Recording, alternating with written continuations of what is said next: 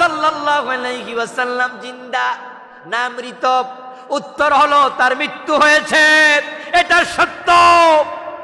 না মৃত্যু হলে তো আল্লাহর নবীকে সাহাবারা কবরে দিতেন না।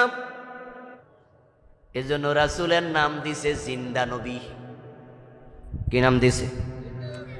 আবার আরবিতে কয় হায়াতুন নবী। ও দোস্ত, হায়াতুন নবী মানে নবীর হায়াত, নবীর জীবন। আপনি কি বুঝালেন? আমি বুঝাইছি নবী মরে নাই। যেখানে ওলিয়ে মরে না, হিয়ানে নবী মরে কেমনে?